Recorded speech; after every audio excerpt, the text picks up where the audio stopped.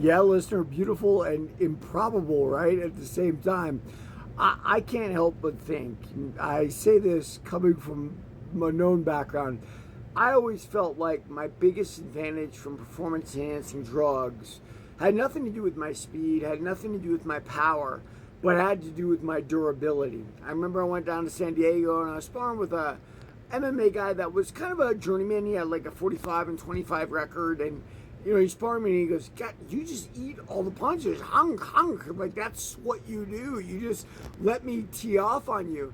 And that's what Jiri Prohaska did to Khalil Roundtree. That's the great irony of fighting, right? If you're durable enough to take punches and you're letting your opponent hit you,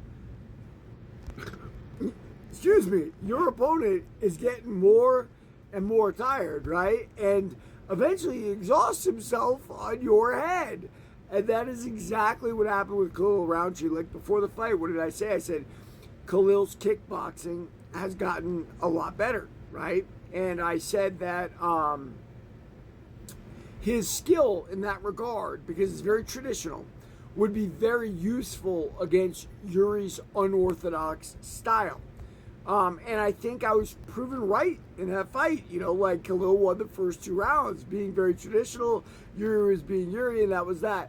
The one qualification that I didn't put in my bag, and I've seen Jiri fight a bunch of times, so I don't really have the excuse, is that Jiri is essentially an unstoppable force. And I hate to say this, it makes me feel like over in the Czech Republic, they, like Victor Conti did over here, have solved some drug testing problems where they can get my man jacked up and he can take punches like that, because there's no human reason Jiri should have been able to take the punches and the punishment that Khalil dished out. Now, that having been said, I love Jiri as a fighter.